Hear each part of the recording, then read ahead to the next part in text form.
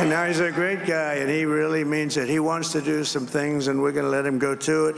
I just said, but, Bobby, leave the oil to me. We have more liquid gold, oil and gas. We have more liquid gold than any country in the world, more than Saudi Arabia. A very good evening. You're watching India Today. I'm Nabila Jamal. Our continuous coverage on the US presidential elections. A big historic win for Donald Trump, who now becomes the 47th president of the United States. Big updates coming in and the pulse on the ground from our reporters right at the epicenter. I'm going to take you through that powerhouse of excitement in the United States. I'm seeing this crazy thing that's going around and coming down. It looks like it's going to crash into the gantry. And I said, oh, no. And I said, do me a favor, do you mind holding for a couple of minutes? I want to see this. I thought it was a space-age movie or something. I put the phone down. Bad part, I didn't pick it up for 45 minutes, and he was holding. But this spaceship came down, and I saw those engines firing, and it looked like it was over. It was going to smash. And then I saw the fire pour out from the left side, and it put it straight. And it came down so gently, and then it wrapped those arms around it, and it held it. And just like you hold your baby at night, your little baby. And it was a beautiful thing to see. And I called Elon. I said, Elon, was that you? He said, yes, it was. I said, who else can do that? Can Russia do it? No. Can China do it? No. Can the United States do it other than you? No, nobody can do that. I said, that's why I love you, Elon. That's great. And you know, when we had the tragic Hurricane Helene, and it hit North Carolina, they were really devastated, the water. This was a big water, as big as we've ever seen, water hurricane. It built lakes out of nothing. Fields became lakes, and the danger was unbelievable. And the people from North Carolina came to me and they said, would it be possible, at all possible, for you to speak to Elon Musk? We need Starlink. I said, what's Starlink? It's a form of communication. So I called Elon, and I'll tell you what, he had, and it was very dangerous. People would die. They had no communication. All the wires were down. I called Elon Musk. I said, Elon, you have something called Starlink. Is that right? Yes, I do. What the hell is it? He said, it's a communication system. That's very good. I said, Elon, they need it really, really badly in North Carolina. Can you get it? He had that there. So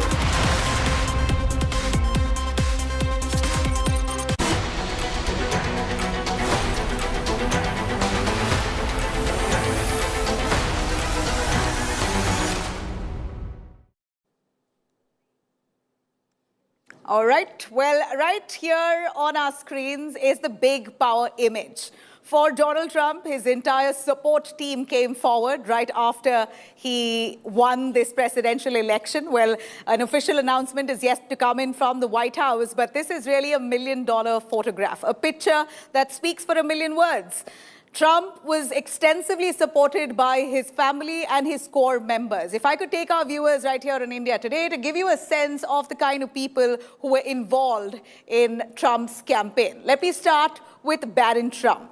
Now, Barron Trump is the son of Donald Trump. We know that he has extensively supported Donald Trump in his campaign. He's been really the advisor pushing Donald Trump to woo the youth in America. In fact, Donald Trump is known to have this zing and spark when it comes to interacting with the youth in America, all thanks to Barron Trump, to have encouraged his father, nudged him in a certain way to actually capture the youth votes. And that's what we see here. Apart from his core Republican voters, we also understand that a large number of youth in America have voted for Donald Trump. So Barron Trump is to thank them.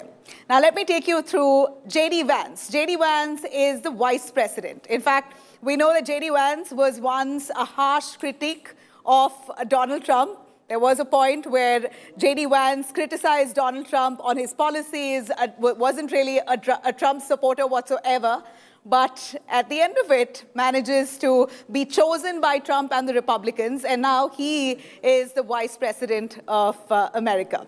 Now we have Ivanka Trump. Ivanka Trump was the daughter of Donald Trump. We know that she's into philanthropy, was a senior advisor to Donald Trump back in 2016, 2017. In fact, she took part as a part-time advisor, well, stayed away from the limelight really, but then eventually was officially taken in as a full-time advisor to Donald Trump, where she would advise him on issues on women, particularly to be the real woman face for the team of Donald Trump. So she did what she did back then. Now she decides that she wants to stay away from the limelight. In fact, she and her husband, Jared Kushner, who's the other person in the picture right here, husband of Ivanka Trump, both of them have decided to consciously step aside from the limelight and support Trump on the sidelines. But mind you, they did campaign for him extensively, both his daughter, Ivanka, and son-in-law, Jared Kushner.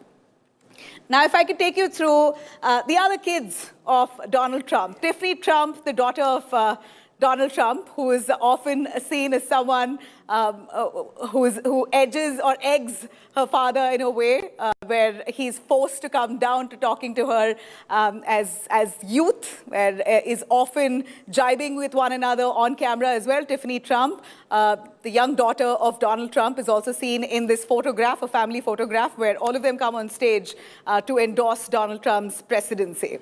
Now, Donald Trump Jr., the son of Donald Trump again, along with Dana White, the UFC president. They a very strong man there, a support that's come in for Donald Trump right in time, while Kamala Harris had all the celebrities supporting her.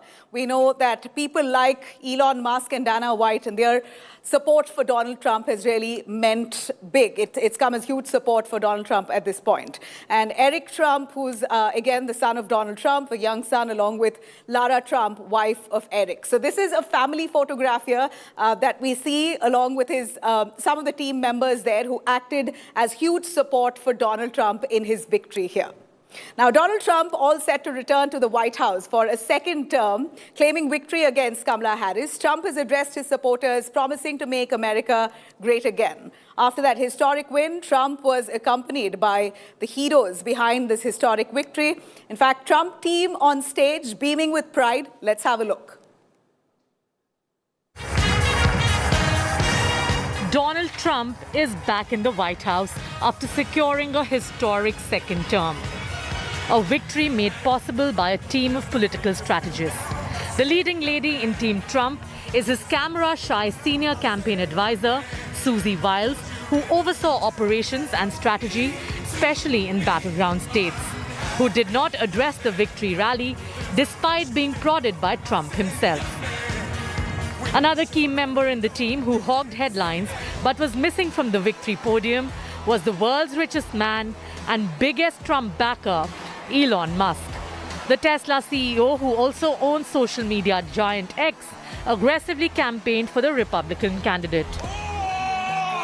There's a lot of people out there who need to vote for President Trump. Okay, so this is a real battle. This is a real election battle. So you need to get friends and family to vote. Make sure they vote early. This is important. We're going to be putting up a scorecard, okay? An early vote scorecard, state by state, county by county. Robert F. Kennedy Jr., who suspended his independent presidential bid in support of Trump, is likely to get a job in the new administration. A few names like Robert F. Kennedy Jr., he came in. And he's going to help make America healthy again.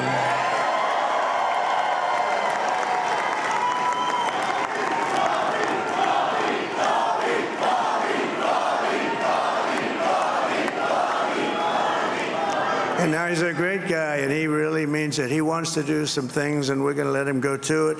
I just said, but Bobby, leave the oil to me. We have more liquid gold, oil and gas. We have more liquid gold than any country in the world, more than Saudi Arabia. We have more than Russia. Bobby, stay away from the liquid gold. Other than that, go have a good time, Bobby. We're going to be paying down debt. We're going to be reducing taxes. We can do things that nobody else can do. Nobody else is going to be able to do it. China doesn't have what we have. Nobody has what we have. But we have the greatest people also. Maybe that's the most important thing. U.S. Congressmen Byron Donalds and Brian Jack had called Trump the right candidate to make America great again.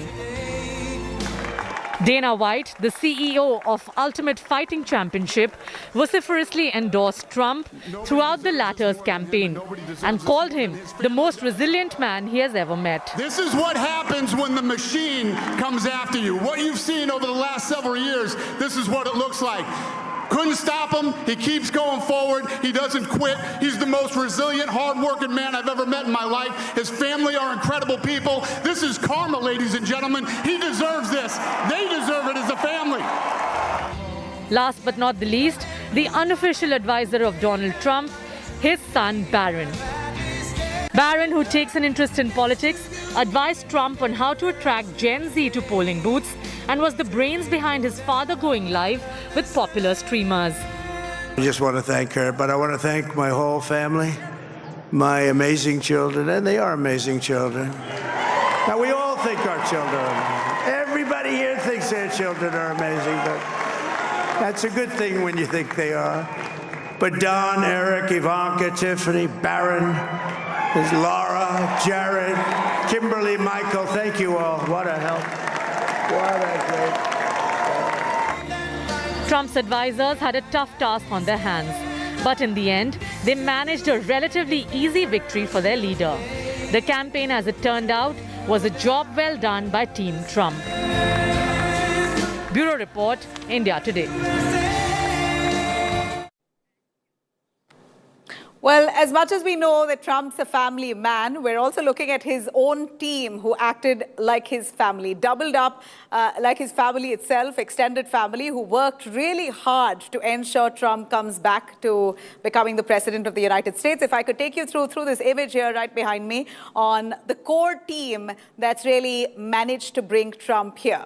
Robert F. Kennedy. This is ex-U.S. Attorney General Robert F. Kennedy, who himself decided to step out of the race himself to endorse Trump. In fact, he was one of those strong supports that came in for Trump, not too early on, a little late though, but certainly a face to reckon with for Trump's victory. And then you have, of course, Elon Musk, Tesla's CEO, who's really batted for Donald Trump extensively right from the start. He's now the new owner of Twitter, the social media platform. Elon Musk has wholeheartedly backed Trump in every way possible through his innovative campaigns that he carried out for Trump through his social media platform, Twitter. And then you have Susie Willis. Susie Willis is Trump's campaign advisor. In fact, she is known to have worked behind the scenes, largely, to ensure Trump leads in many of the swing states. In fact, she was one of those integral members in Trump's campaign, particularly in the 7 swing states. And at that victory speech itself, Trump was trying to egg her on to come on stage and give that little speech there post his victory, but she refused to. So staying on the sidelines, Susie Willis has really played an integral role. And then Byron Donalds, U.S. congressman, again, who's been vociferously batting for Donald Trump to say that he's the right face and only face possibly for the Republicans. He's clearly gone on now to become the president of the United States. Now, Brian Jack, again, U.S. congressman who's batted for Donald Trump through his time and campaigned extensively for Donald Trump. These are star faces, faces of credibility that's backed Donald Trump at this point during his campaign that's led to his victory. And then you have Dana White. I did mention to you, Dana White, UFC president, again, who's thrown weight behind Donald Trump and on every platform pitched heavily for Donald Trump and why he could make America great again. Last but not the least, Donald Trump's son, Barron Trump, who's said to be a real strategist, the man who's supported Trump through and through in a way of guiding him on how to reach out to the Gen Z, on how to really interact with the youth, by and large, of America. Barron Trump has been attributed to doing that.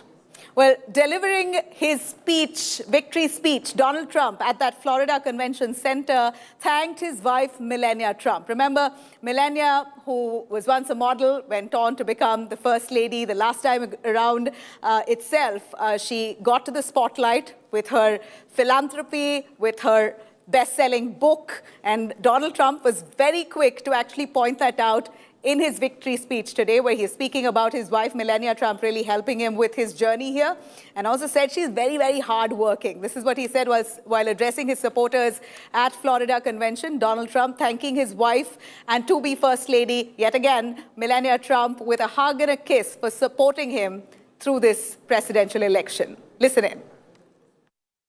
I want to also thank my beautiful wife, Melania, First Lady.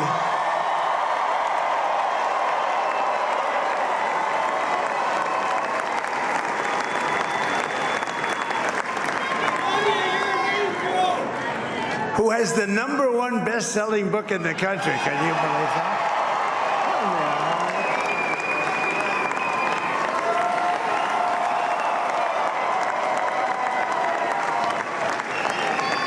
Oh, no, she's done a great job, works very hard to help people. So I just want to thank her. But I want to thank my whole family, my amazing children, and they are amazing children. Now, we all think our children are amazing. Everybody here thinks their children are amazing, but that's a good thing when you think they are. But Don, Eric, Ivanka, Tiffany, Barron, there's Laura, Jared, Kimberly, Michael, thank you all. What a help. What a great. All right, let me take this with Rohit Sharma, our correspondent, who has been on the ground right through the presidential election campaign, bringing us every update and to the T. Rohit, your take on Donald Trump coming back to power, really the first president in the United States who's managed to lose out after his first term and then come back the next time. Give us a little more on the victory celebrations for Donald Trump that's currently panning out in America. Well, if there was one comeback kid, that's President Donald Trump. This is for the history books. I mean, nobody would imagine this, especially if you talk to people on January 6th, 2021. Nobody, even in his closest people, there are about 200 people that left President Trump after he left office in 2021, and nobody would have imagined this. Look, he never stopped fighting. I go back to the image from his first assassination attempt when he rose up and with his fist and said, "Fight, fight, fight." I think that's the spirit that he has. I spoke to some Republican strategists last night.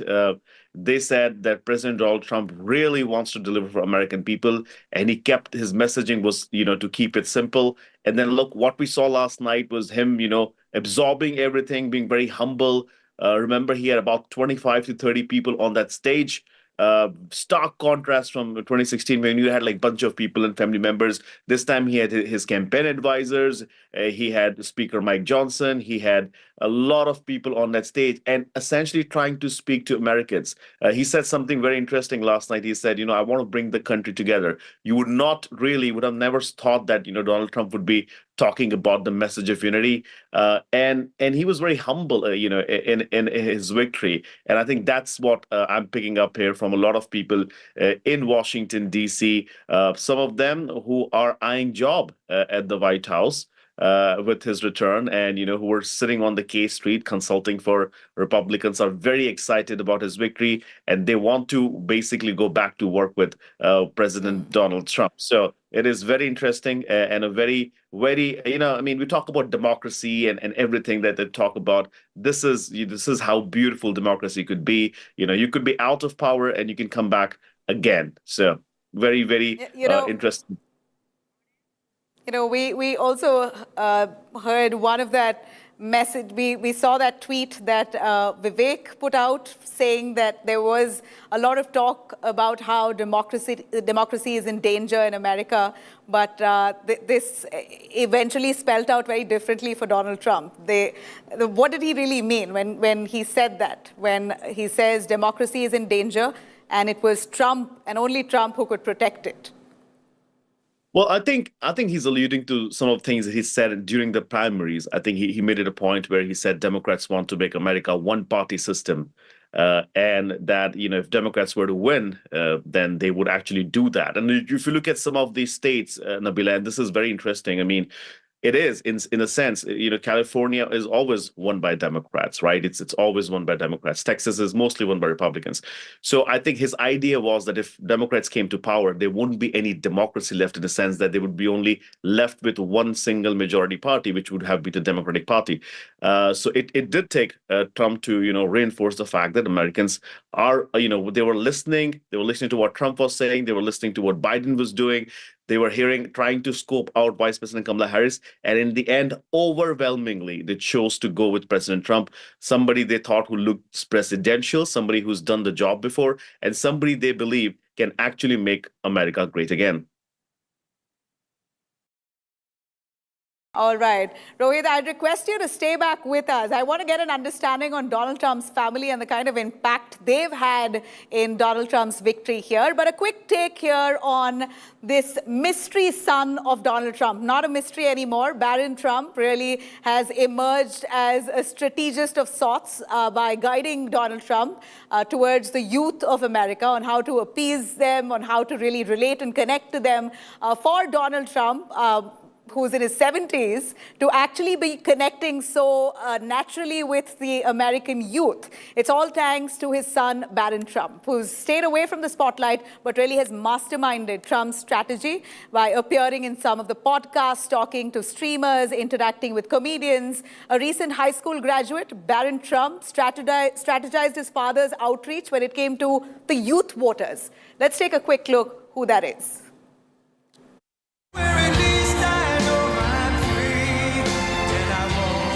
It was Trump's night, but there was one person towering over everyone at the Republican campaign headquarters on result night. Barron Trump, 6 feet, 8 inches tall. The youngest in the Trump clan is the silent strategist who shifted the election stride in favor of his father. Fresh off landing at NYU's Stern School of Business, Barron cast his first vote on Tuesday and had guided his father to make podcast appearances that would strike a chord with the younger voters. From candid conversations with comedians to appearances on popular online shows, wrapping up his appearances with one of the most influential podcasters of our times, Joe Rogan. It's the most dangerous. It's a very dangerous business. First of all, it's a very tough business. It's the most dangerous business. It's the most, well, for a job? Yes. I mean, other than going to war and being a firefighter or being a cop, it's the most dangerous business. It's the most dangerous. Being president is the most dangerous. Barron's recommendations helped Donald Trump connect with Gen Z and millennials in a big way. In one of his final rallies in the swing state of North Carolina, Trump revealed how Barron advises him. Dad, just take it easy now. You just take it easy, Dad, all right? You don't have to go too much here. He gives me good, he's very wise. Growing up in the White House, Barron Trump has largely avoided the media glare.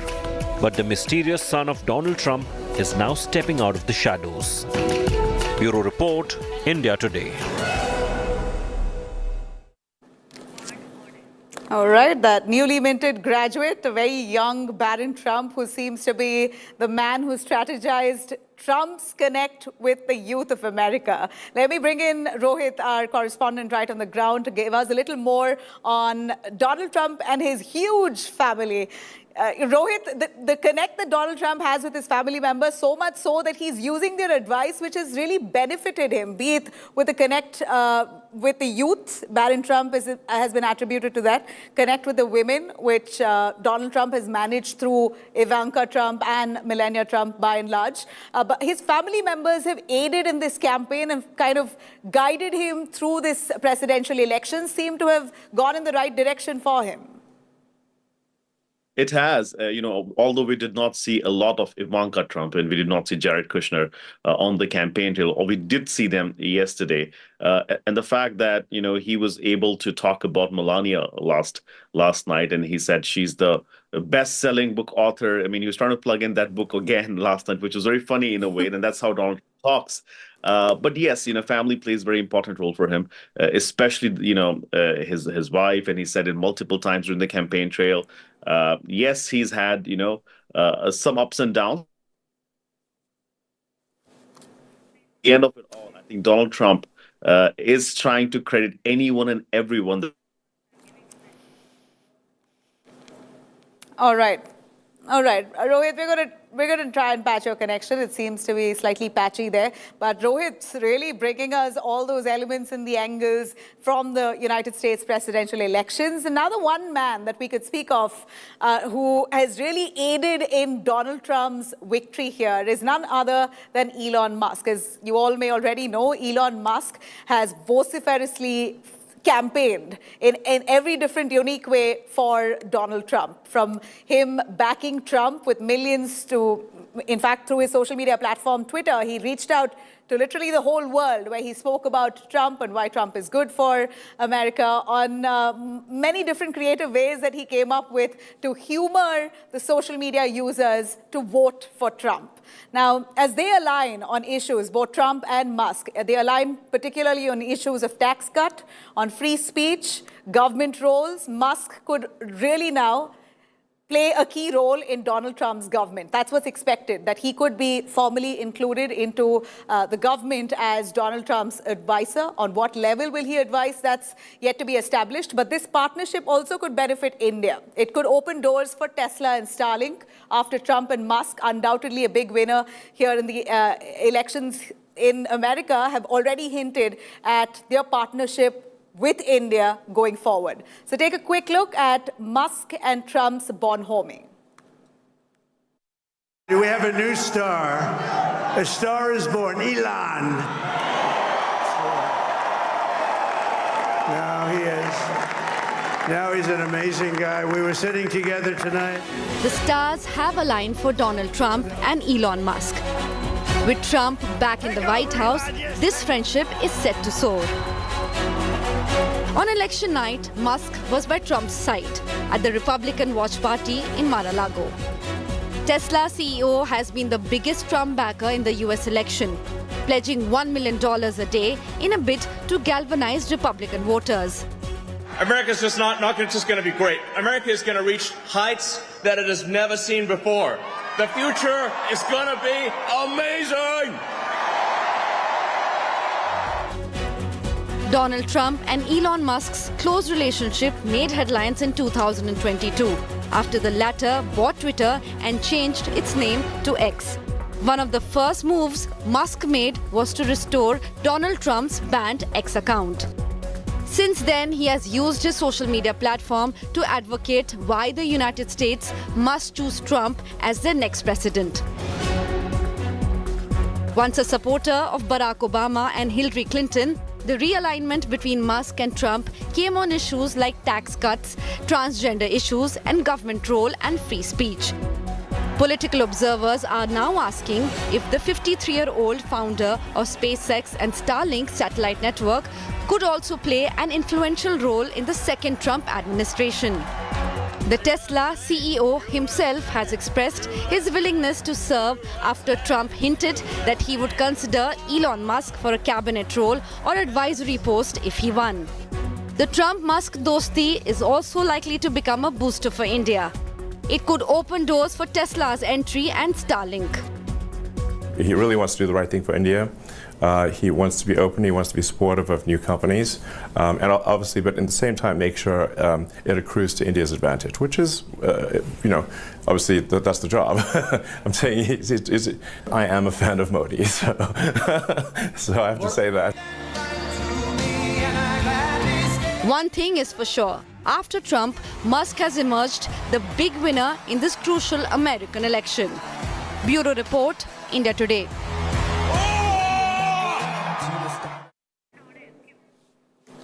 All right, well, we know that Kamala Harris has lost out. The United States politics, of course, unfortunately, has not gone well for Kamala Harris. What really is making news here, though, in India is the southern connection that the United States elections has had.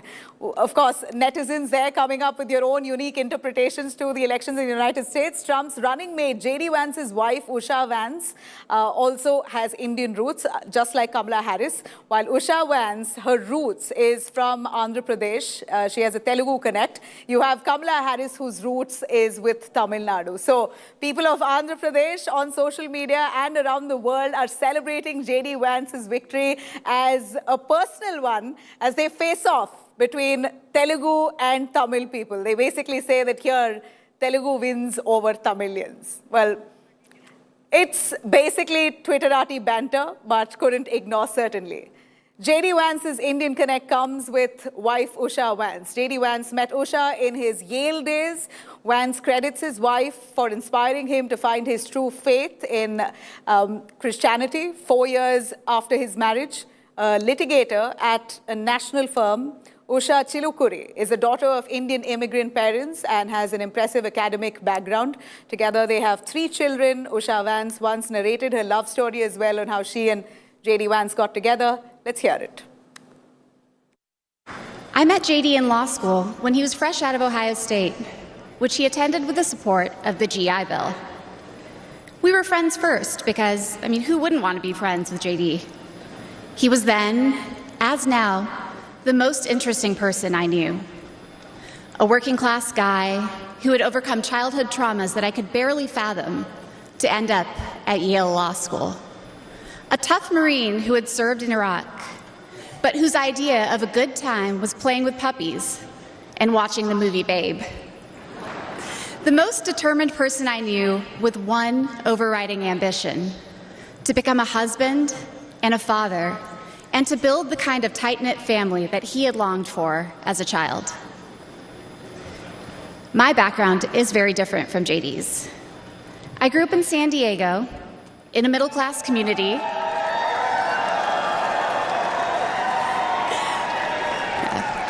with 2 loving parents, both immigrants from India, and a wonderful sister. That JD and I could meet at all, let alone fall in love and marry, is a testament to this great country. All right, we're slipping into a short break. I'm coming back with Trump's victory speech, that very emotional victory speech that he gave out to his supporters who had gathered in Florida. We're going to take you through excerpts of that victory speech by Donald Trump right on the other side. Do stay with us.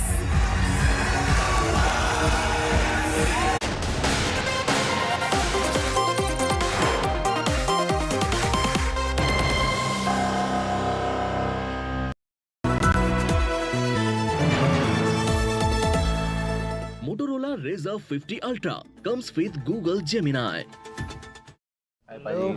नया phone बिल्कुल मेरे जैसा तेरा ही phone है team बस में भूल आया था तू क्रिकेट के बाद का प्लान ऐसे मत भूल जाना भाई क्रिकेट के बाद का प्लान मतलब पाजी मतलब रिटायरमेंट का प्लान इस जनरेशन ने तो उस बारे में सोचा भी नहीं होगा नहीं भाई पहले मैच से ही सोचा है इसलिए तो वो कर रखा है वो मतलब क्या वही जो सब लोग सही है करते रहते हैं म्यूचुअल फंड्स में एसआईपी म्यूचुअल फंड्स में एसआईपी अगर ऐसे भूल भी जाओ ना तो भी रिटायरमेंट का प्लान बैकग्राउंड में चलते रहना चाहिए ताकि आगे की लाइफ सेट रहे सही है म्यूचुअल फंड निवेश बाजार जोखिमों के अधीन है योजना से जुड़े सभी दस्तावेजों को ध्यान से पढ़ें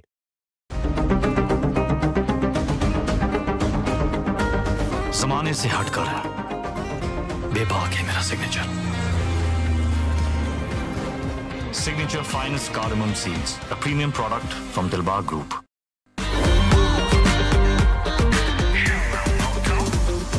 That's my motto.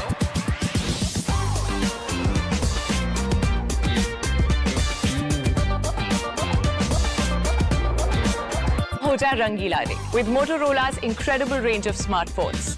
Hello, Moto. दुश्मनों से प्यार होता जाएगा बस दोस्तों को आजमाते जाइए। अगर आप भी शेरो शायरी साहित्य प्रेमी हैं तो तैयार हो जाइए साहित्य के महाकुंभ साहित्य आज तक के लिए। आइए और मिलिए साहित्य, संगीत और सिनेमा की जानी मानी हस्तियों से 22, 23 और 24 नवंबर मेजर ध्यानचंद नेशनल स्टेडियम नई दिल्ली। आज ही टिकट बुक करें ashtak.in/साहित्य पर। मैं तो आ रही हूँ, आप भी आइएगा।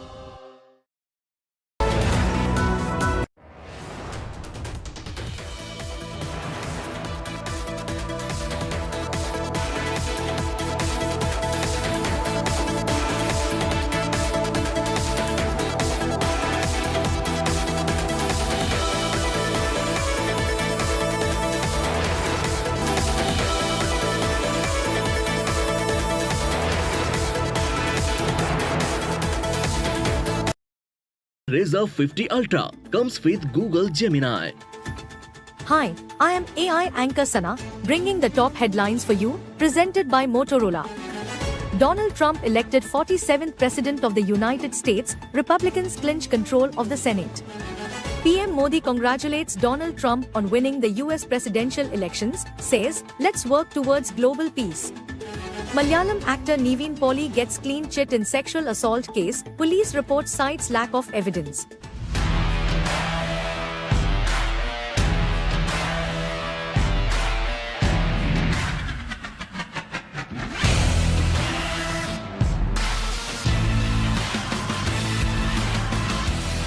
India Today, making sense of India. Subscribe now.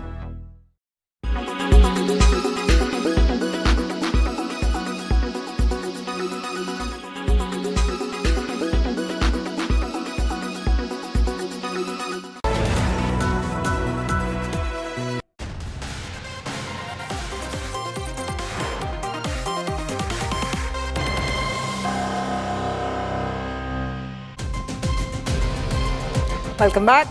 Donald Trump is all set to return to the White House. He's promised his voters that he will make America great again, America safe again and great again.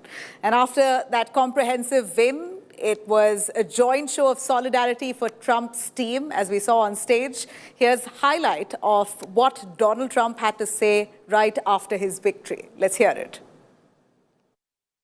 This was a movement like nobody's ever seen before. And frankly, this was, I believe, the greatest political movement of all time. There's never been anything like this in this country, and maybe beyond. And now it's going to reach a new level of importance because we're going to help our country heal. We're going to help our country heal. We have a country that needs help, and it needs help very badly. We're going to fix our borders. We're going to fix everything about our country. And we made history for a reason tonight, and the reason is going to be just that. We overcame obstacles that nobody thought possible, and it is now clear that we've achieved the most incredible political thing. Look what happened. Is this crazy?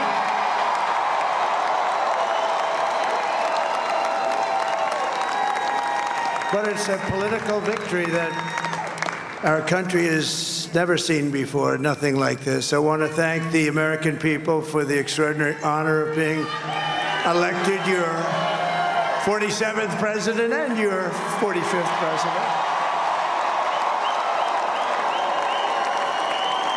And every citizen, I will fight for you, for your family, and your future.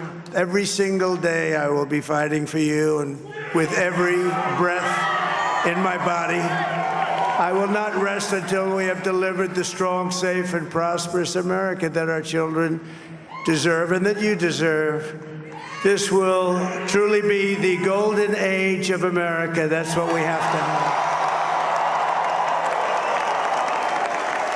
This is a magnificent victory for the American people that will allow us to make America great again. And in addition to having won the battleground states of North Carolina, I love these places, Georgia, Pennsylvania, and Wisconsin, we are now winning in Michigan, Arizona, Nevada, and Alaska, which would result in us carrying at least 315 electoral votes, but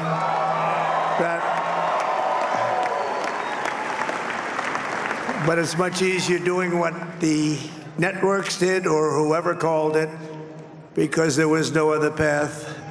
There was no other path to victory. We also have won the popular vote. That was great. Very proud of that.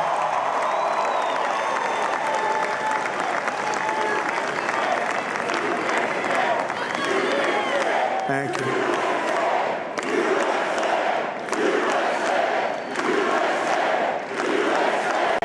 Thank you very much. Thank you. And winning the popular vote was very nice, I will tell you.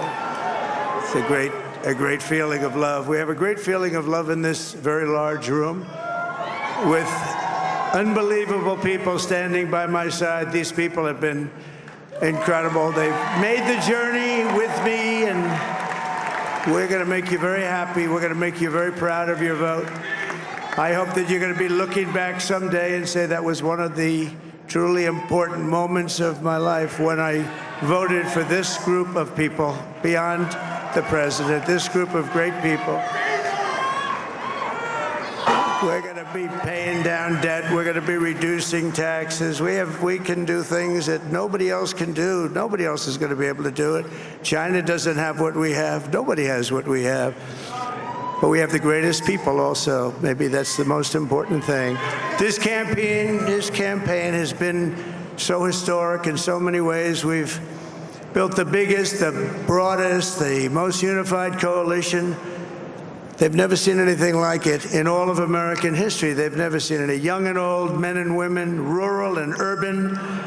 And we had them all helping us tonight. When you think, I mean, I was looking at it, I was watching it. They had some great analysis of the people that voted for us. Nobody's ever seen anything like that. They came from all corners, union, non-union, African American, Hispanic American, Asian American, Arab American, Muslim American. We had everybody, and it was beautiful. It was a historic realignment, uniting citizens of all backgrounds around a common core of common sense. You know, we're the party of common sense. We want to have borders. We want to have security. We want to have things be good, safe. We want great education. We want a strong and powerful military, and ideally we don't have to use it. You know, we had no wars. 4 years we had no wars, except we defeated ISIS. We defeated ISIS in record time, but we had no wars. They said, he will start a war. I'm not going to start a war. I'm going to stop wars. But this is also a massive victory for democracy and for freedom. Together, we're going to unlock America's glorious destiny. We're going to achieve the most incredible future for our people. Yesterday, as I stood at my last stop on the campaign trail, I'll never be doing a rally again. Can you believe it? I think we've done 900 rallies approximately from them. Can you imagine? 901, something, a lot of rallies. And it was sad. Everybody was sad. Many people, I said, this is our last rally. But now we're going on to something that's far more important, because the rallies were used for us to be put in this position where we can really help our country. That's what we're going to do. We're going to make our country better than it ever has been. And I said that many people have told me that God spared my life for a reason.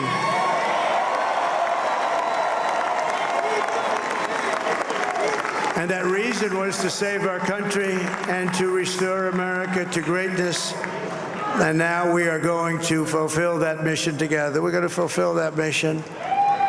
The task before us will not be easy, but I will bring every ounce of energy, spirit, and fight that I have in my soul to the job that you've entrusted to me. This is a great job. There's no job like this. This is the most important job in the world. Just as I did in my first term, we had a great first term, a great first term. I will govern by a simple motto: promises made, promises kept. We're going to keep our promises. Nothing will stop me from keeping my word to you, the people. We will make America safe, strong, prosperous, powerful, and free again. And I'm asking every citizen all across our land to join me in this noble and righteous endeavor. That's what it is. It's time to put the divisions of the past 4 years behind us. It's time to unite. And we're going to try. We're going to try. We have to try. And it's going to happen. Success will bring us together. I've seen that. I've seen that. I saw that in the first term. When we became more and more successful, people started coming together. Success is going to bring us together, and we are going to start by all putting America first. We have to put our country first for at least a period of time. We have to fix it. Because together we can truly make America great again for all Americans. So I want to just tell you what a great honor this is. I want to thank you. I will not let you down. America's future will be bigger, better, bolder, richer, safer, and stronger than it has ever been before. God bless you, and God bless America. Thank you very much. And I want to thank Mike Johnson. I think he's doing a terrific job. Terrific job. I want to also thank my beautiful wife, Melania, First Lady.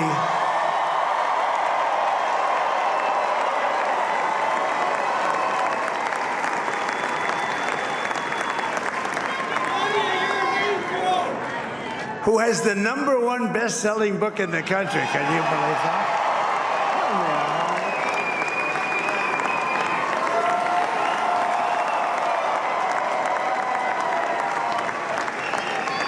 Oh, no, she's done a great job, works very hard to help people.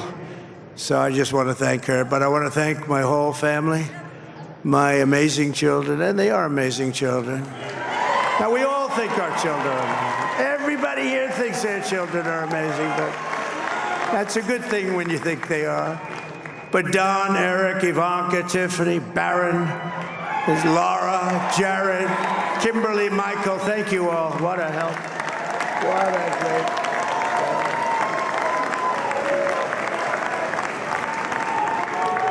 help. My father-in-law, Victor, is tremendous, and we miss very much Melania's mother, Amalia.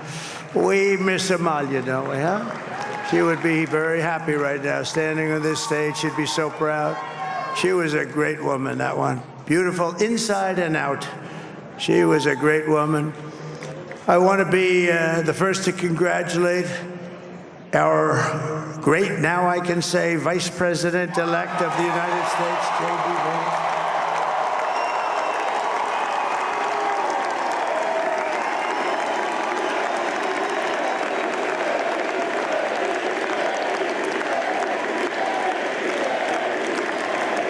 And his absolutely remarkable and beautiful wife, Usha Vance.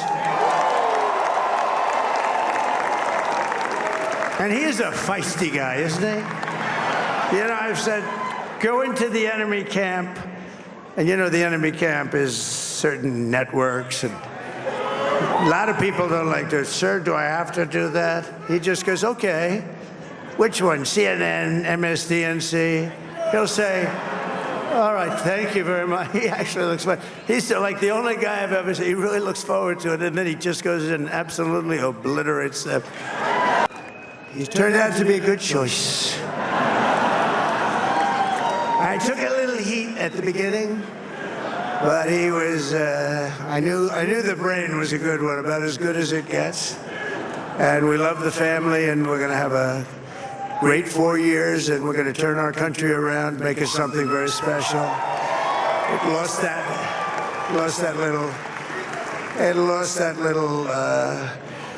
little thing called special. We have to make it so. We're going to make this so great. It's the greatest country and potentially the greatest country in the world by far. And right now, we're going to just work very hard to get all of that back. We're going to make it the best it's ever been. We can do that. If we had to wait longer, I don't know. It was going bad, and it was going bad fast. We're going to have to seal up those borders, and we're going to have to let people come into our country. We want people to come back in, but we have to let them come back in, but they have to come in legally. They have to come in legally. Let me tell you, we have a new star. A star is born, Elon. Now he is. Now he's an amazing guy. We were sitting together tonight. You know, he spent 2 weeks in Philadelphia and different parts of Pennsylvania campaigning.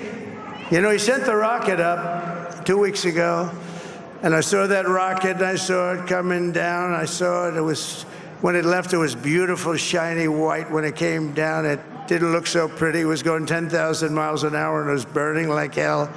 I said, what happened to your paint job? He said, we've never made a paint that could withstand that kind of heat. And, but I saw it come down and turn around. And it was, you know, it's like 22 stories tall, by the way. It looks a little smaller than that, but it's big. And it came down, and you saw that fire burning. And I'm saying, only Elon can do this. It must be an Elon. And I tell the story. I told it last night. I had a man on the phone. I had the screen muted, no sound. I was talking to a very important man, happens to be here. And that very important guy, one of the most important people in, I would say, the country, actually. But, you know, I was president, and now it looks like I was going to be maybe president again, so I figured I could ask him to hold. So I asked him to hold. And because, especially because you're going to be president again, they hold. So I took the phone down, and I'm looking at the screen. I'm seeing this crazy thing that's going around and coming down. It looks like it's going to crash into the gantry. And I said, oh, no. And I said, do me a favor, do you mind holding for a couple of minutes? I want to see this.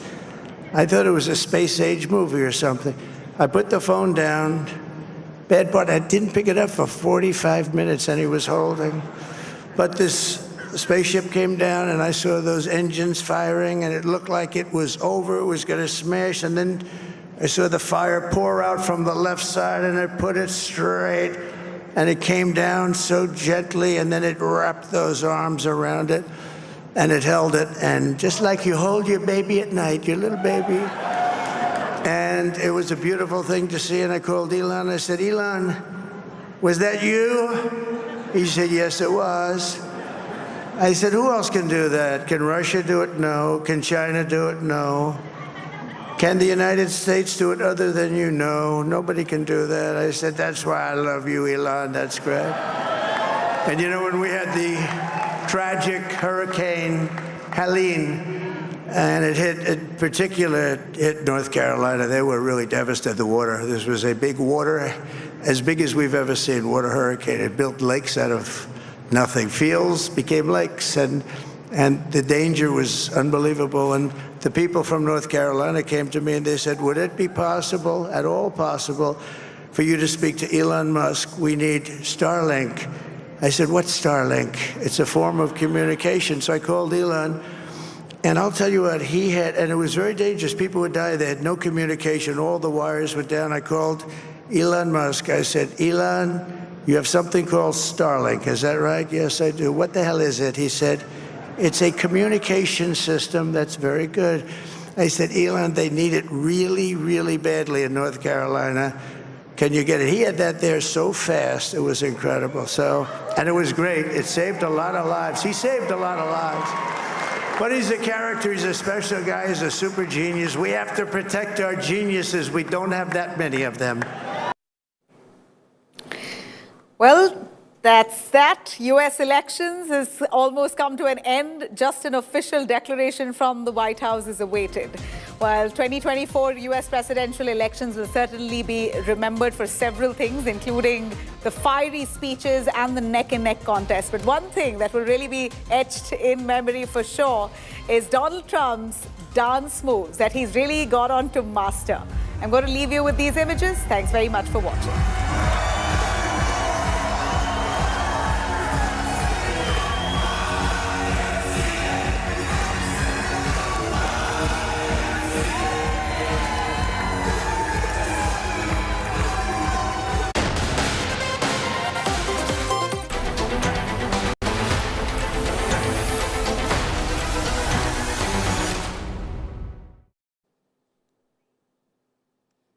All right, well, right here on our screens is the big power image.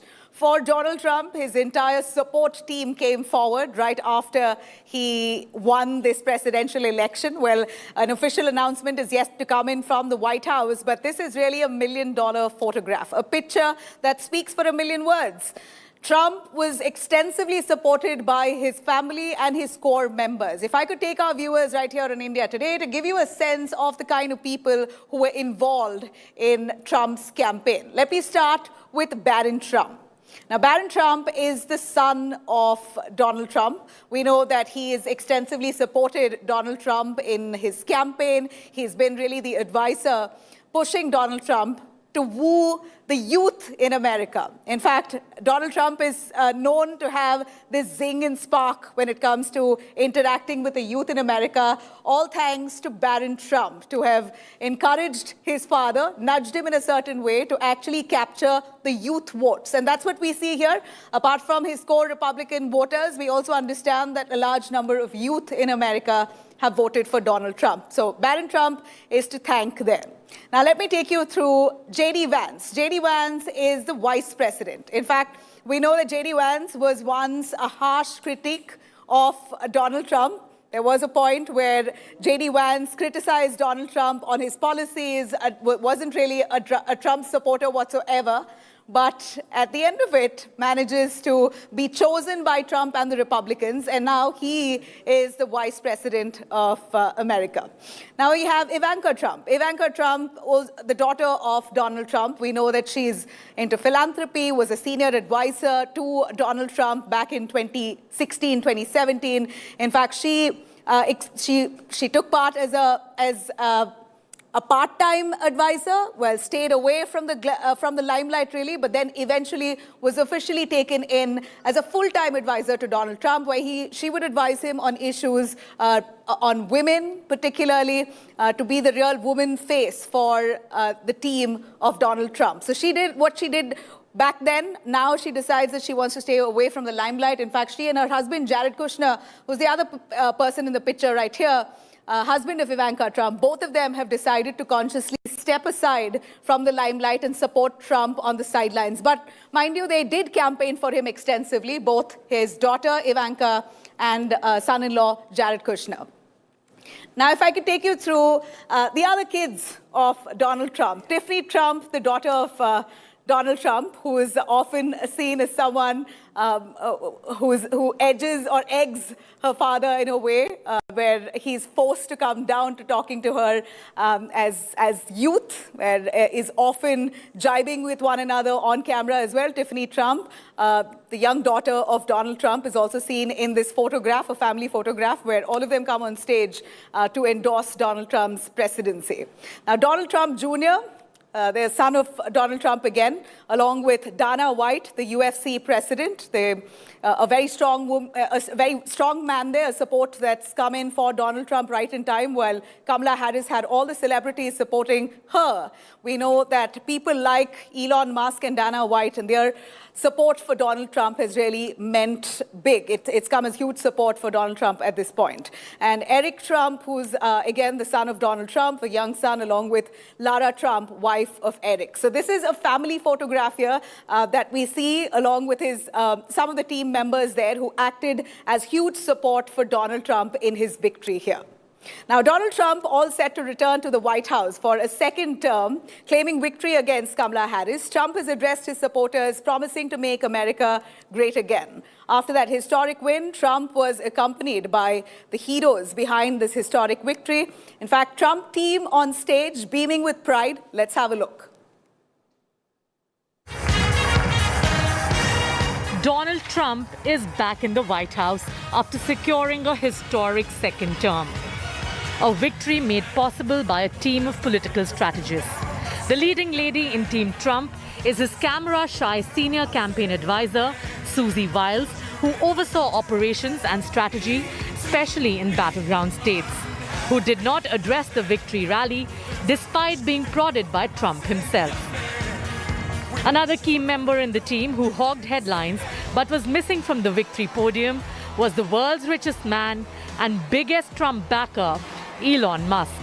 The Tesla CEO, who also owns social media giant X, aggressively campaigned for the Republican candidate. There's a lot of people out there. The verdict, viewers, is all out there to see. Clear win for Donald Trump. Far more than what many people predicted was a tight contest. This was anything but a tight contest. Complete mandate coming in for Donald Trump. And like I pointed out earlier, over the next 45 minutes, we are going to speak of that one factor which was deliberated amongst the most, the gender gap. How did the women vote? Did they actually come out in full support for Kamala Harris? And if they did, why didn't it reflect in the kind of numbers that we see stacking up? where Kamala Harris is concerned. On the other hand, was it the young male voter who did it for Donald Trump? Well, the woman vote was a key factor that Team Kamala thought was her card to trump Donald Trump.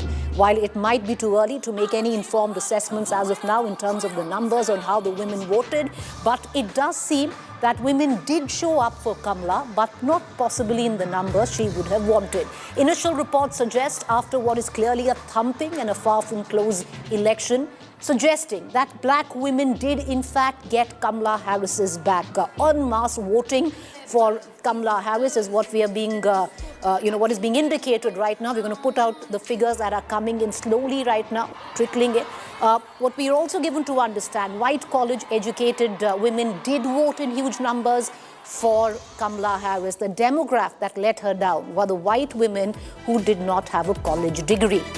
The Democrats gained a few points amongst white voters, primarily women, after Trump carried white women by 11 points in 2020. Harris narrowed it down, the gap, to about 5 points. Now, according to the NBC News exit poll, Biden beat Trump by 9 points among white women with the college degrees 4 years ago. Harris expanded that advantage to 20 points. But Harris' edge amongst women this year did not exceed either President Joe Biden's or former Secretary of State Hillary Clinton's, a troubling sign for the vice president, given that she tried to mobilize female voters, especially on the issue of body rights, abortion. Preliminary results from exit poll data, which may change and have changed a little as real-time data trickles in. But let's just hark back to that. Nationally, Harris had a 10-point advantage with women. 54% where Harris was concerned, 44% where Trump was concerned. But her support was of a slim 3-point from President Joe Biden's support with the group in 2020. Trump, meanwhile, was leading by an identical 10-point margin amongst young men. Now, there was also a huge gender gap between young men, who are roughly split between Harris and Trump, 49%, 47%, and young women who back Harris by 26%. We'll also break it down in terms of the real-time data as it trickles in just a short while, but I want to immediately cut across to my colleague Shashank Mattu, who's going to try and decipher for us, because something, Shashank, what was much talked about, especially to the run-up to the mother of all elections, was the gender gap. Where women were concerned was one of the key factors that Kamala Harris was banking on. And then, of course, the bro vote, where it came down to Donald Trump. No, absolutely. You're absolutely right. That was the key issue that was being debated at all times. People said that, look, if Kamala Harris is going to have to win this election, she's going to have to do it on the back of the women vote. Unfortunately for her, those votes have not materialized. You look at the disaggregated data, and what comes through very clearly is that white women, which were really a vote bank that she needed to win, she actually lost to Trump by 5 points. She did better than Joe Biden did in the past. But that was the only segment really among women that she really performed well as white women with more education. But that's not enough. That's not what you need to win this presidential campaign. In fact, what we're seeing across the board is that she lost support among women with minority backgrounds. So black women turned out a great deal to vote for her, but Latino women and Asian women, there were declines in that level of support that Joe Biden won in 2020. And Kamala Harris, this is a big blow for her, because one of the big pillars of her campaign, alongside keeping democracy strong as well as a new, positive, optimistic future for America, was abortion rights. And across the board, you see, whether it's Christian women, married women, women, even moderate women who supported abortion rights, Kamala Harris just did not manage to get the level of support that she needed to win this presidential election. So that's a major failure. And more broadly, it has repercussions for the Democrats as well, because, 16 years ago, Barack Obama rode to power, became president of the United States on the back of this new coalition. He made the Democrats relevant again by getting young voters together, women voters, minorities. That was his massive coalition, and he hardly broke a sweat when he won his 2 election campaigns. Unfortunately, you see that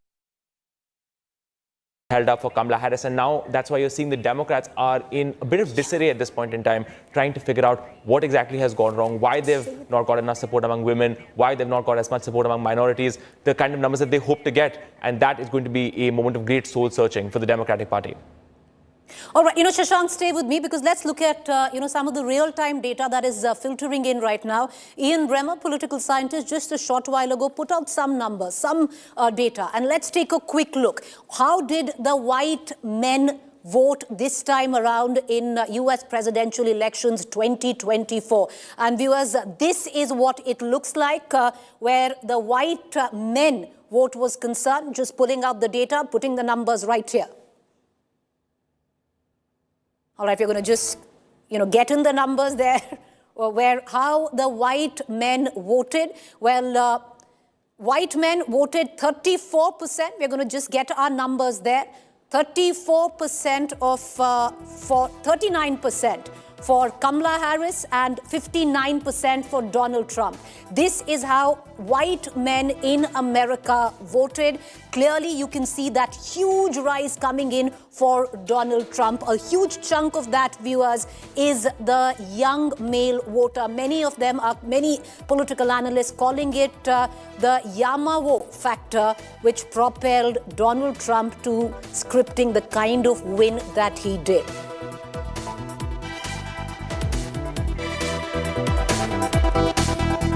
All right, so I want to quickly bring in Shashank Mattu back into this conversation. Shashank, there was a clear thrust by, Team Trump to reach out to the young male voter, possibly insignificant in past elections because traditionally we've seen the under 30, male voter not really coming out and casting their ballot. This time around, they've been, they possibly could have propelled the kind of victory that President Trump is seeing. Right, absolutely. I think Donald Trump's whole idea during this election has been to capitalize on young men. They're falling behind across economic and social indicators, education indicators as well. And one of the big problems for Trump has been to make sure that he can capitalize on a lot of that discontent among young men. Now, what we're seeing is that Harris has only won among 18 to 29 young men, but across the board, you look at male voters and they have chosen Donald Trump by some pretty overwhelming margins. In fact, something that has come as a hammer blow to the Democratic Party in this election is that Latino men, a group of men, Hispanic Americans that used to constitute a massive reliable voting bloc for the Democratic Party have actually broken for Trump by around 54-55%. That is such a massive shift for the Democratic Party. I know Indian viewers don't often track US politics, but this was absolutely core to that election coalition that the Democratic Party had done. So that is absolutely the key for the Democrats. They have not been able to get young men in the numbers that they had hoped. They have not got black men in the numbers that they have hoped. Like I said, Latin American men. So that exactly has been a major point of that social coalition. Shashank, let's look into the other factors now. How did the black men vote? Many thought that possibly that vote could have been splintered, but it does seem, and we're giving out those numbers there where black men are concerned.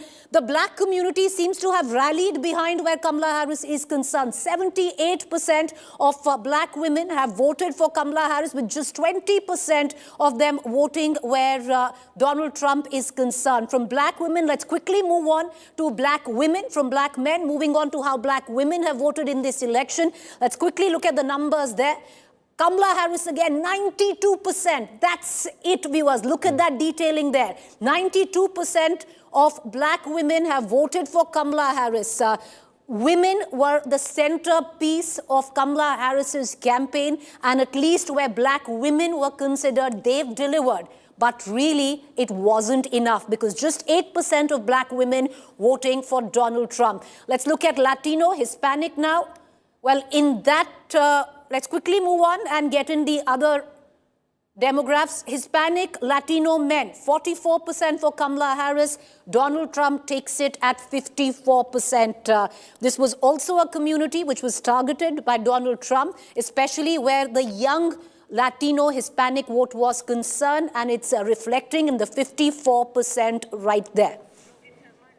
We'll also move on to white women in just a short while, but let me quickly bring in right now Rohit Sharma, my colleague, who's reporting right now from Washington, D.C. Things haven't gone down according to plan for Kamala Harris, Rohit, but if you break it down in terms of the demography, especially where black women are concerned, they've rallied behind Kamala Harris, but it just wasn't enough. Even with the, white women voters with a college degree seem to have got Kamala Harris's back, but where she's lost out in the women demographic is the white women without a college degree. What more can you add?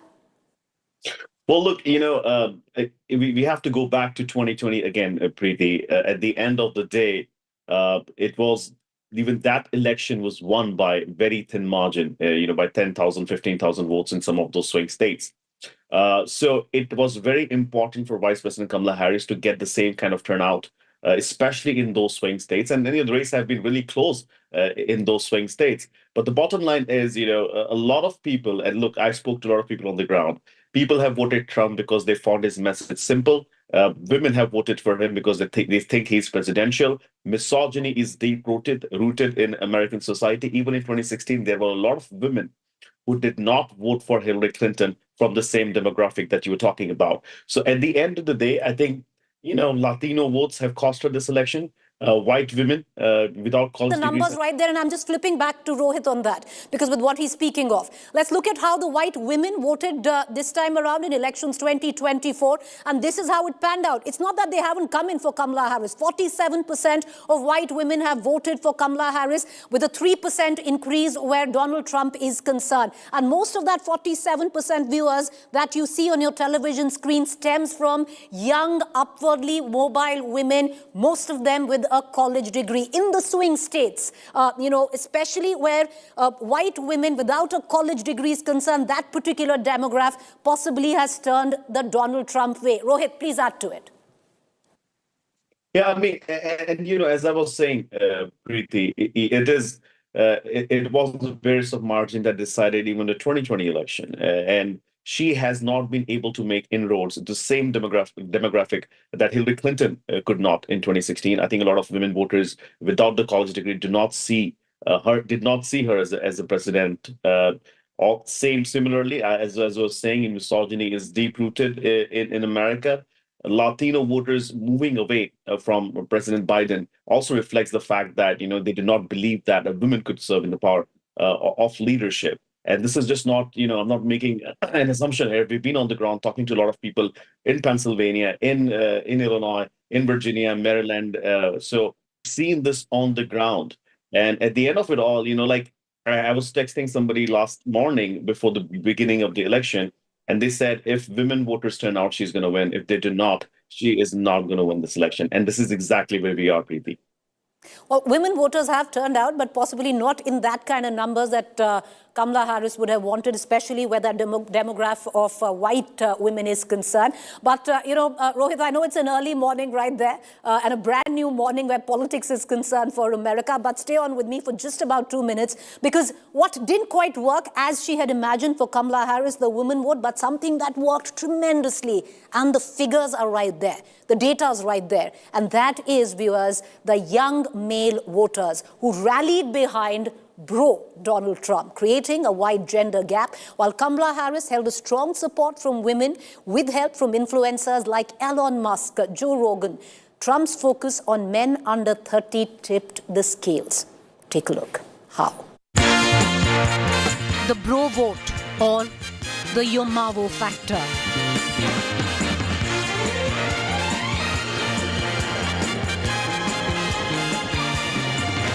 Short for young male voter. The mostly under 30 vote bank, insignificant in the last few elections, but very significant in this one. Came out in full support to protect the proverbial manosphere, with bro Donald Trump on the ticket. Early trends indicated the political gender gap amongst young people widened since Kamala Harris became the Democratic nominee in July. Overall, the vice president was pulling more young people into her camp. But her support amongst young women was way higher than her support amongst young men. The The Harvard Youth Poll indicates 70% of women under the age of 30 supported Harris, while 23% planned to vote for Trump. Amongst the men in the same age group, 53 backed Harris and 36% supported Trump. It was widely reported that American women were speaking louder in favor of Kamala Harris. The split between the genders was thought to be so pronounced that as the campaign was at its peak, the Trump team explicitly called for men, young men, to come out to vote.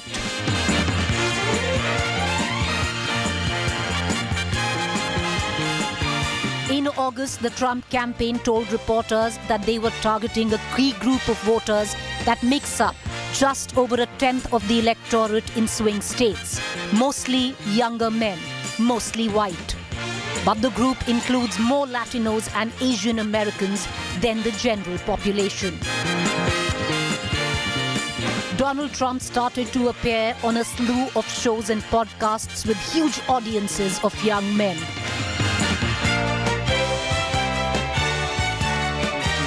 Sitting for interviews with influencers, comedians, podcasters, outside the usual political media, with one aim: appeal to his brothers in arms. And he pulled out the legion of support that appealed to the young male voter. Billions and billions and trillions even dollars. I took in hundreds of billions of dollars from China. Nobody took in 10 cents, not one other president. And right on top, the poster boy for the young male vote was his youngest, 18-year-old son, Barron Trump. A first-time voter who formulated his social media profile to appeal to the young Gen Z, upwardly mobile, under 30 male voter. Elon Musk was the other big influencer who, with the might of the social media platform X, went all out to appeal to men to come out in full support of a man. The biggest factor here is that men need to vote. That is the biggest issue. I don't know what the reason is, but men just vote at a much lower rate than women. I think it's like 9%, right? Someone just told me that today. It's a big difference. I'm just saying this is a message to the men out there: vote like your life depends on it, because I think it does. Then the icons of the white male hyper-masculine subculture, like Hulk Hogan, Mel Gibson, and popular podcaster host Joe Rogan, were all pushed to the fore for Trump's campaign. They boost you because people are tired of someone talking in this bullshit. And then to get a mix of women to endorse a crowded male narrative, celebrities like Amber Rose, Megyn Kelly were roped in. Team Trump knew that young men could propel Trump to victory, but only if they showed up. And show up they did. So while the women didn't entirely let Kamala down, it was the Donald Bro Code that opened the presidential door for Trump. While the gender political fight ensues, it's still a man's world in America. Bureau Report, India Today. So that's it, viewers. While the women didn't entirely let Kamala Harris down, most getting her back, but just falling short. On the other hand, it was the young male vote that propelled the kind of victory that we see for Donald Trump. Let's cut across to our panelists. Joining me right now from the United States of America this very early morning, Yashwant Deshmukh, founder, director, C-Voter. Rohit continues to be with us. Geeta Mohan will also be joining us from Florida. Shashank Mattu, who is in the studio from me, tracking the demography and the gender gap. You know, Rohit, you were speaking earlier and touching on this as well. So the women vote we've spoken of, it did show up for Kamala Harris, but possibly not as much as she had hoped it would. On the other hand, what really counted for Donald Trump was the bro code. It did, and he was doing, he was going on, as we were saying, he was doing things to appeal to his voters, his voter base in this case. Look, He did not, he stayed on his message. He did not try to be everything to everybody. And I think that's a pitfall for Democrats. They tried to be everything to everybody. He knew who his voter base was. He wanted to energize them, and that's exactly what he ended up doing. He wasn't going to look out for, votes that he would not able to win. I mean, towards the end of it, we saw him definitely with, Muslim Americans and Hindu Americans and, writing tweets and hanging out with them. But he did not change his stance just to get their votes.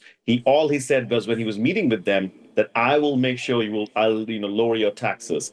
I'll make sure that I'll close the border. His messaging was consistent, Preeti. I think that plays a huge role. As far as Democrats are concerned, you see them at the temple, they are saying something completely different. You see them somewhere else, they're saying completely different. So I think that messaging of Donald Trump with a very disciplined approach has worked. And look, we all saw him very, very happy, very humble yesterday, and that's what the messaging has been from the Republican campaign. He was trying to soak it all in since the first assassination attempt. He has been saying this, that God has saved him to do something bigger and better, and that's what he said last night. Our golden years are to come here.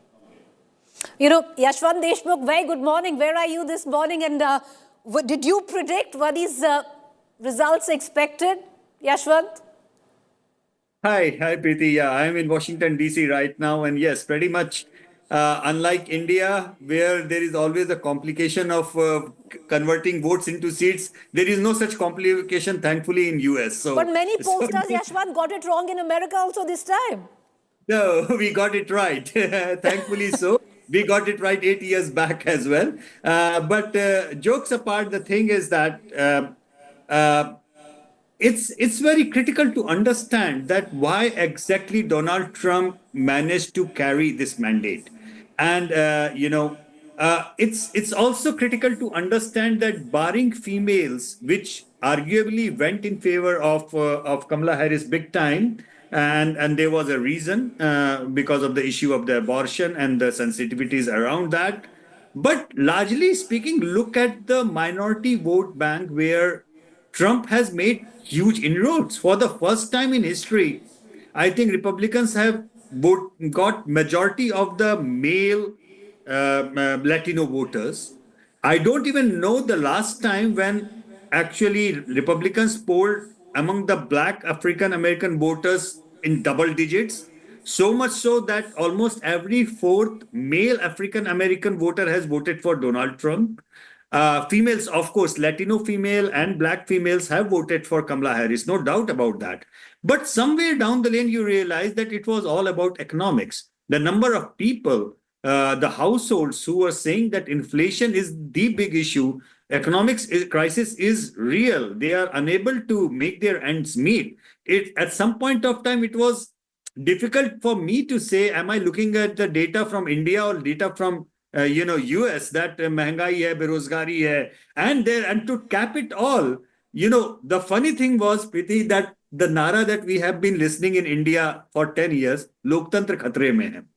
That the same exactly, that democracy is in danger. If Trump wins, democracy is gone. And somewhere, I think not only Democrats did that campaign, but they actually started believing in it, because in a very typical way, yesterday's exit poll numbers also show that while only 6 out of 10 Republican voters voted against Kamala Harris, almost every third Democrat voter voted against Donald Trump.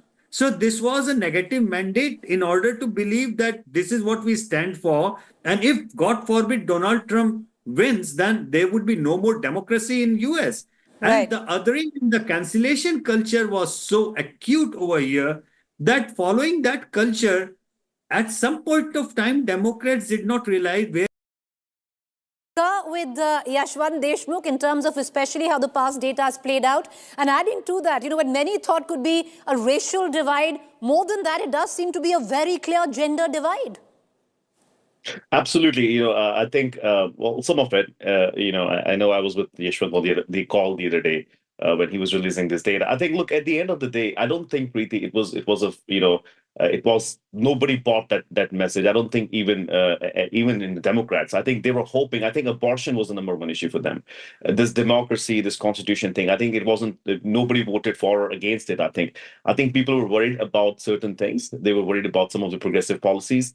I've talked to people who were worried about what's being taught in school. I've talked to people who were worried about the restrooms where, male can use female restrooms and females can do the vice versa. I think those were the issues with a lot of Latino voters because they're conservative voters, Preeti.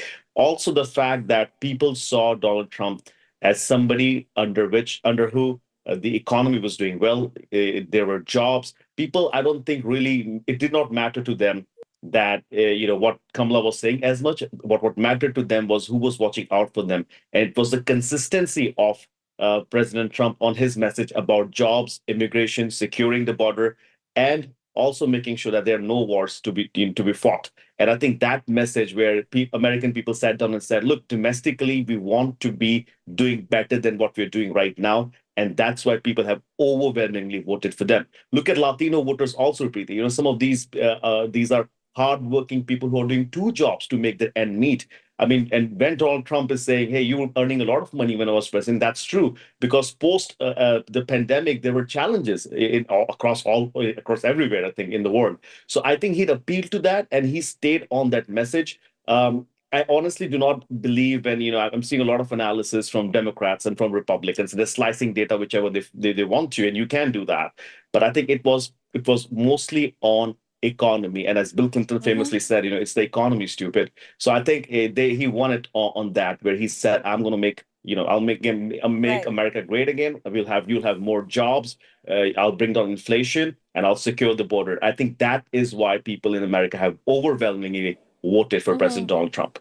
So it was the economy, the gender also a fallout of that. Shashank, Mattu, bringing you in, because especially where, because we're focusing on the gender divide and the, gap in this election and how debated and talked of it was. And it is somewhere down the line mirroring, of course. Economy has been the bulwark of what this election outcome is. But Shashank, you did see Donald Trump read what was going on in, the polity and change his strategy, especially where the reach out to a particular, a hyper-masculine, under 30 Gen Z male voter.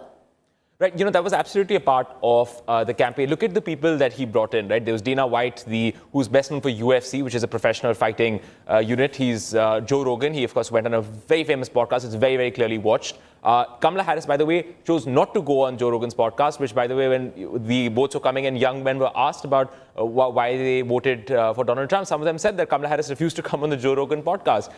She instead went for podcasts that targeted young women instead. She didn't show up on podcasts that are traditionally aligned with young men. This whole thing was a strategy to get apolitical young voters who did not vote in numbers that the Republican Party would have liked them to. This entire campaign was focused around getting them in, getting them to vote, because they know that for the last 30 to 40 years, or even perhaps even before that, Republicans have always enjoyed more support from men. Democrats have enjoyed more support from women. The Republicans realized that they were not getting through to younger male voters, and they chose a campaign strategy very effectively, it turns out, to target younger men. Now, among 18 to 29 men, it still seems like Harris came out ahead, but she did not win by a margin that mirrored anything like the margin that she won with young female voters. There has always been a gender divide in the American elections, but that gap significantly expanded today with young women choosing to back Kamala Harris by massive numbers, but young men really trending towards Donald Trump at this point in time. Rohit was saying something about Latino men as well, and that is really one of the big stories of this election that the Democrats are going to have to get into. These are voters who feel like they have been taken advantage of by the Democrats. It just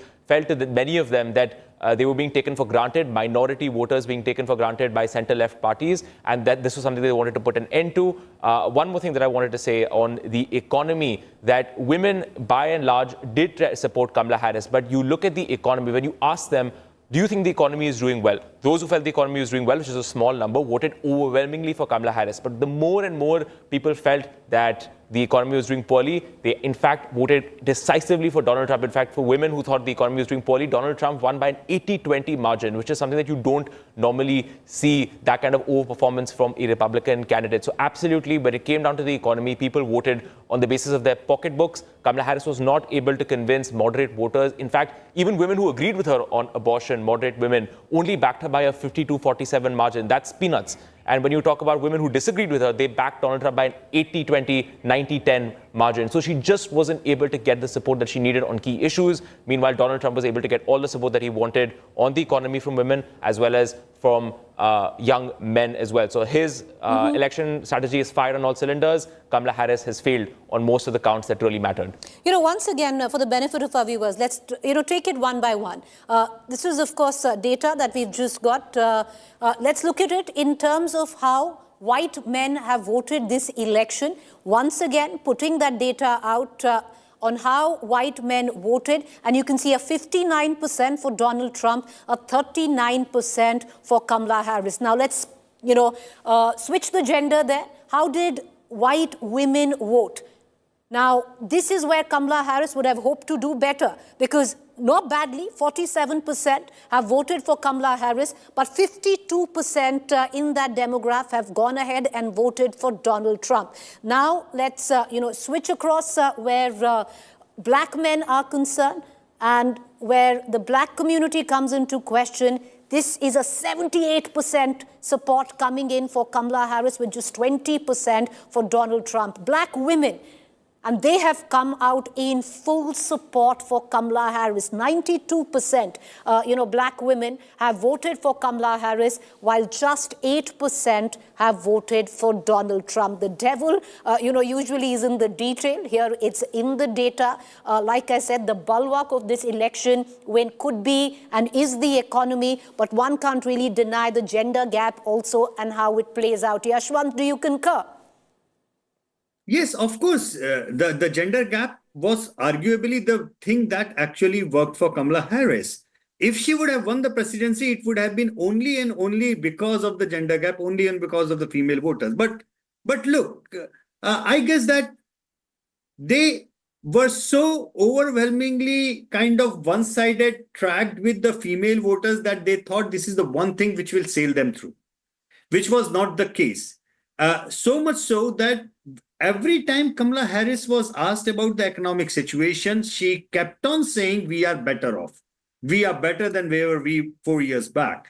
And it's the numbers which kind of numbing, because, when they argued that it's record low 2-point-some% inflation when compared to last quarter. Now, people do not realize 2% from the last quarter doesn't mean 2% from the 4 years back kind of thing. Where people remember that, because 4 years back, if something was there for $10, it is costing them $22. That's hitting and that's pinching them. I guess yes, there was a gender gap. There has been, and Kamala Harris was completely, completely buoyant by that. But that's also true. That's pretty. Yes. Also look into the fact that forget about 50 states, there are more than 2,500 counties, and not even in a single county could Kamala Harris better the lead of Joe Biden. Not a single one across entire continental USA.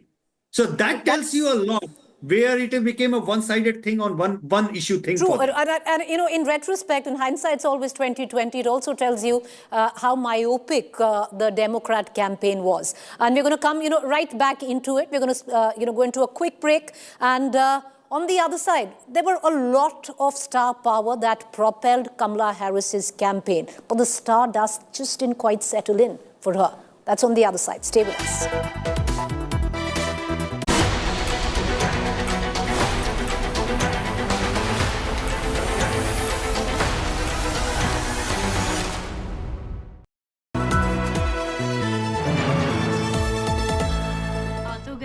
जाओगी कैसे?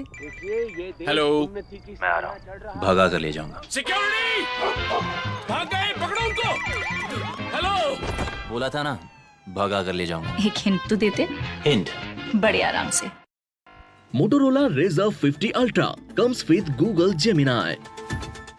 The verdict, viewers, is all out there to see. Clear, win for Donald Trump. Far more than what many people predicted was a tight contest. This was anything but a tight contest. Complete. The verdict, viewers, is all out there to see. Clear win for Donald Trump. Far more than what many people predicted was a tight contest. This was anything but a tight contest. Complete mandate coming in for Donald Trump. And like I pointed out earlier, over the next 45 minutes, we are going to speak of that one factor which was deliberated amongst the most, the gender gap. How did the women vote? Did they actually come out in full support for Kamala Harris? And if they did, why didn't it reflect in the kind of numbers that we see stacking up where Kamala Harris is concerned? On the other hand, was it the young male voter who did it for Donald Trump? Well, the woman vote was a key factor that Team Kamala thought was her card to trump Donald Trump. While it might be too early to make any informed assessments as of now in terms of the numbers on how the women voted, but it does seem that women did show up for Kamala, but not possibly in the numbers she would have wanted. Initial reports suggest, after what is clearly a thumping and a far from close election, suggesting that black women did in fact get Kamala Harris's back. En masse voting for Kamala Harris is what we are being, what is being indicated right now. We're going to put out the figures that are coming in slowly right now, trickling in. What we are also given to understand, white college-educated women did vote in huge numbers for Kamala Harris. The demographic that let her down were the white women who did not have a college degree. The Democrats gained a few points amongst white voters, primarily women, after Trump carried white women by 11 points in 2020. Harris narrowed it down, the gap, to about 5 points. Now, according to the NBC News exit poll, Biden beat Trump by 9 points among white women with the college degrees 4 years ago. Harris expanded that advantage to 20 points. But Harris' edge amongst women this year did not exceed either President Joe Biden's or former Secretary of State Hillary Clinton's, a troubling sign for the vice president, given that she tried to mobilize female voters, especially on the issue of body rights, abortion. Preliminary results from exit poll data, which may change and have changed a little as real-time data trickles in. But let's just hark back to that. Nationally, Harris had a 10-point advantage with women. 54% where Harris was concerned, 44% where Trump was concerned. But her support was of a slim 3-point from President Joe Biden's support with the group in 2020. Trump, meanwhile, was leading by an identical 10-point margin amongst young men. Now, there was also a huge gender gap between young men, who are roughly split between Harris and Trump, 49%, 47%, and young women who back Harris by 26%. We'll also break it down in terms of the real-time data as it trickles in just a short while, but I want to immediately cut across to my colleague Shashank Mattu, who's going to try and decipher for us, because something, Shashank, what was much talked about, especially to the run-up to the mother of all elections, was the gender gap. Where women were concerned was one of the key factors that Kamala Harris was banking on. And then, of course, the bro vote, where it came down to Donald Trump. No, absolutely. You're absolutely right. That was the key issue that was being debated at all times. People said that, look, if Kamala Harris is going to have to win this election, she's going to have to do it on the back of the women vote. Unfortunately for her, those votes have not. Welcome back, viewers. Very clear, it's going to be Donald Trump who's going to be the 47th President of the United States of America. And this edition, we are focusing on the much talked about gender gap. In terms of real-time data that is trickling in, it clearly seems to suggest that the women did stand up for Kamala Harris, but clearly not all of them. On the other side, where Donald Trump comes into question, the young male vote did propel him to the kind of victory that we see. We are giving out all the numbers in terms of how the white men, the white women, the black men, the black women voted this election, and you can clearly see the gender divide reflect in the numbers that were.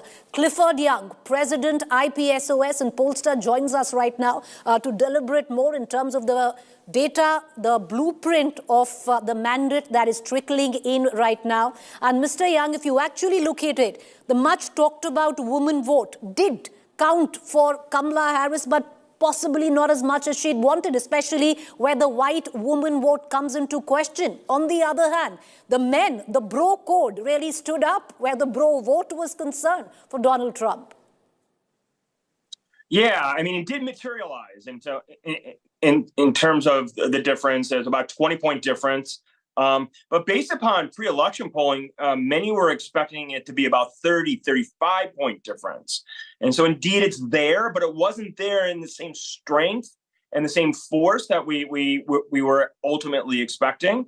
There are a variety of reasons for that. Most importantly, we believe, is the issue of inflation in the economy. That became more important for even women than merely sort of reproductive rights. There are other issues such as feeling left behind, feeling that the middle class is lost. These other sorts of optimism issues played into voter calculus.